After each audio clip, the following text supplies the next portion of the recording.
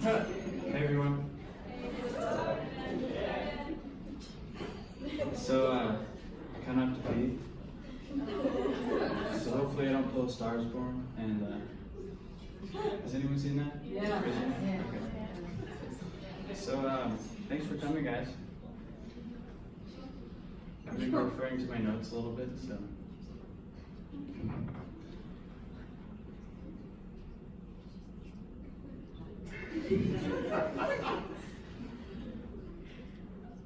So I know a couple people that are here, and I would like to thank them for coming, but I think the more appropriate answer would be to say, I'm sorry that you have to watch this. So I like to imagine that my 10-year-old self is here in the audience, and I think he'd be disappointed in me. Not because I'm on stage talking to a bunch of strangers about things that they probably don't want to hear about, but because I think that I look a lot different, but I don't think I look any better than I did when I was like 10 years old. So,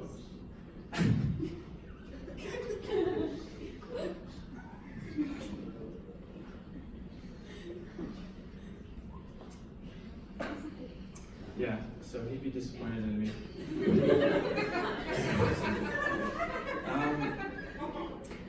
But that is kind of a lie. I look a little bit better because I have better hair now.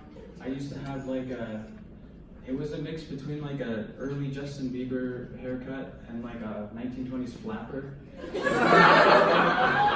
For about 3 years of my life, like 10, 11, 12 years old, that was my look. So, and that was about the time when I went to Disneyland for the first time. I went to Disneyland with my grandparents, my cousin who was a girl, and my sister who was also a girl. That's important. You'll find out later why that's important. So we're on the drive there. Obviously, this is like the greatest day of my life. Going to Disneyland for the first time. That's every kid's childhood dream.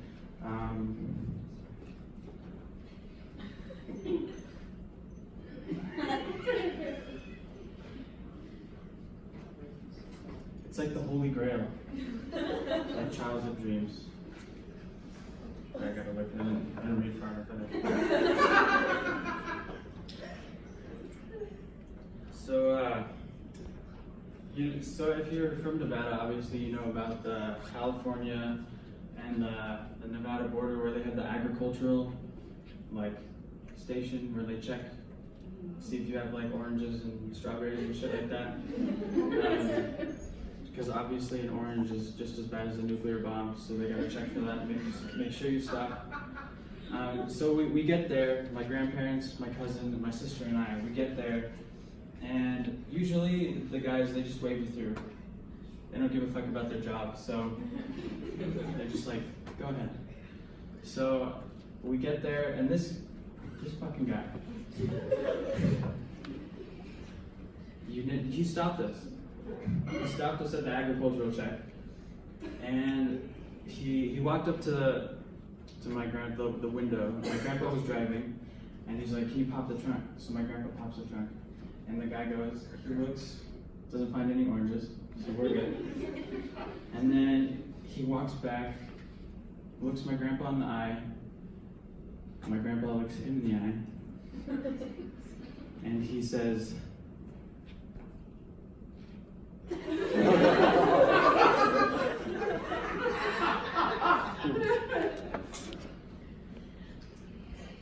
"You have 3 beautiful granddaughters. You're free to go. Have a nice day." And my grandpa just fucking drives away. He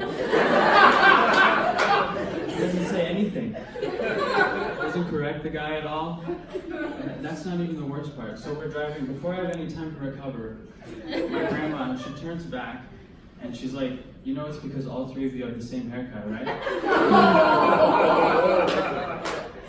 So if I seem like I have some issues, that's probably where they all stem from.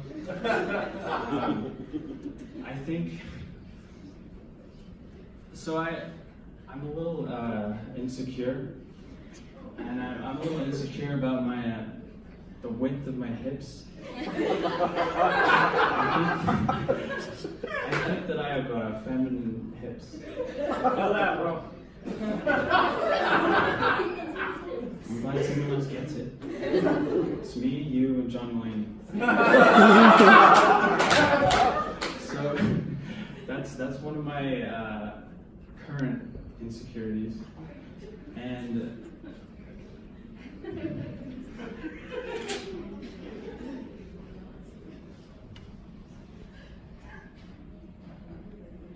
sorry.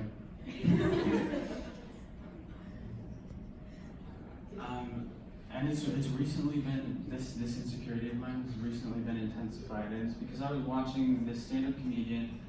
Her name is Deanne Smith, I believe, and I was watching her, and I had a sudden realization, and I'll get back to that. It was like an epiphany, but I need some backstory for this. So I had my first serious relationship when I was in high school. We dated for 2 months. She broke up with me. I was sad for 2 months, and then I got over it.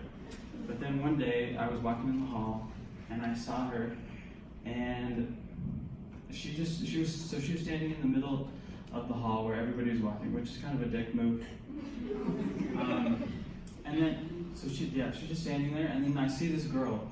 She walks up to her, gets uncomfortably close. I don't know what's going on, and then they just kiss. And so this is the girl that I dated for 2 months, and then she goes a couple months later and starts dating a girl. So I felt something that only Ross Geller and a few others feel from Friends. So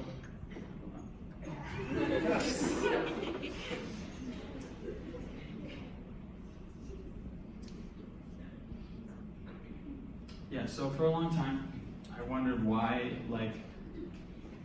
was it me? Why was I the last one that dated her before she started dating a girl? And back to my epiphany that I had previously, when I was watching Deanne Smith, it's because I kind of look like her. And she identifies herself as an agendered lesbian. I don't know if you guys know what that means. It kind of doesn't make sense. Agendered means that you don't prescribe to one gender or another, but lesbian means you're a girl who likes girls.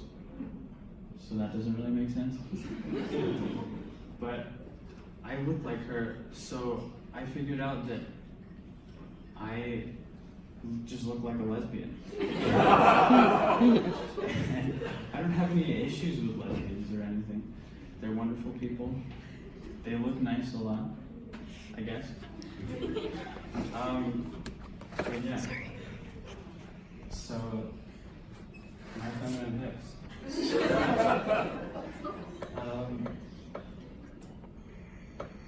Yeah, but it's a problem. Obviously, I was dating a girl who then dated a girl after she dated me, so I'm like that middle ground.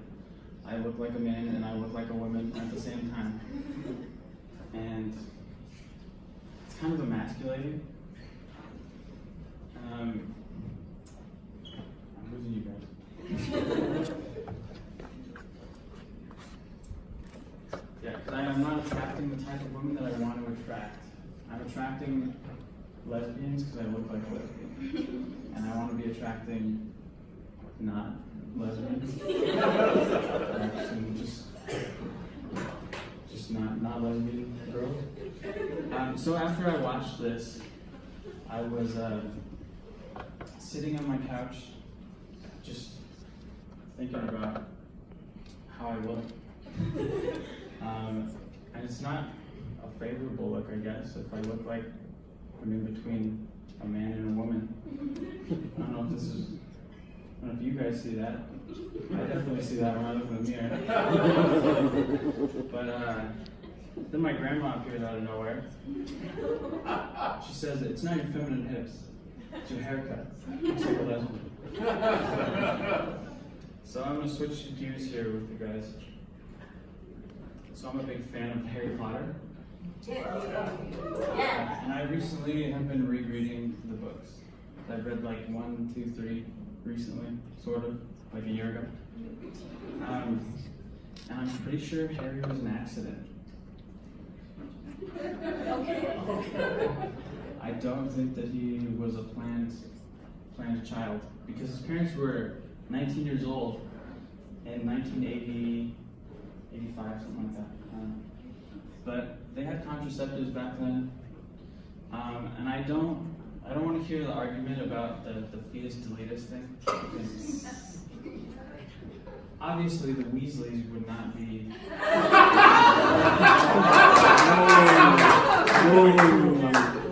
And then Ron, Ginny, the twins, they wouldn't exist.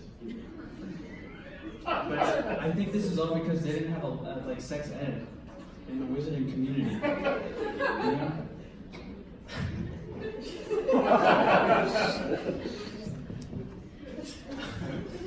So obviously his parents didn't know what they were doing, didn't know what they were getting themselves into. And that's probably a problem once the wizards, witches, whatever, start going through puberty. So can you imagine the first time that Ron got a boner? It was probably in the dormitories, wherever they sleep, their sleeping area. And he probably woke Harry up in the middle of the night. Says, Harry, there's something wrong with my downstairs wand.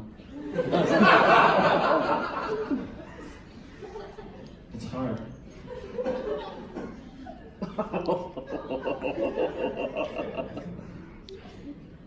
Alright, I'm Ben Torvinen.